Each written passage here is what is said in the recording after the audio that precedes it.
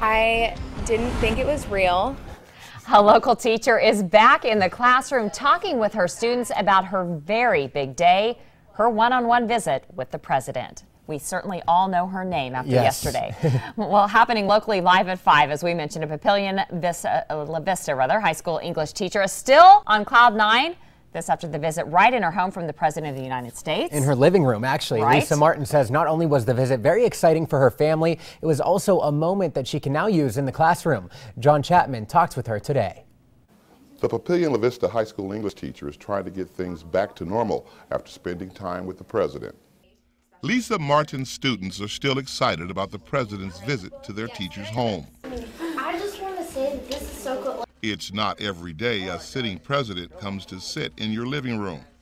President Obama showed up because of a letter Lisa wrote to the president. In the letter, Lisa expressed concern about the world her infant son Cooper would inherit. The main things I just talked about climate change, I guess, mostly, and just having a planet that's safe for my son to grow up on. The letter caught the president's eye. Not only did President Obama pay a visit to Lisa's home, he also talked to her neighbors.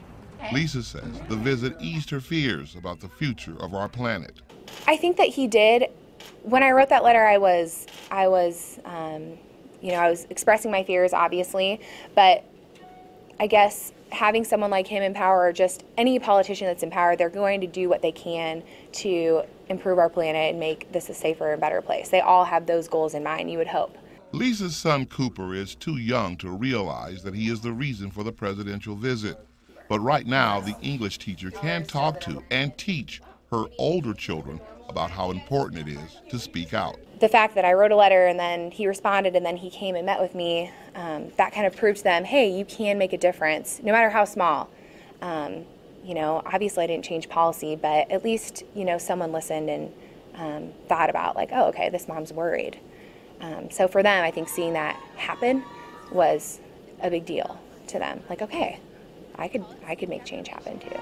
With photographer Mike Plume, John Chapman, WOWT 6 News.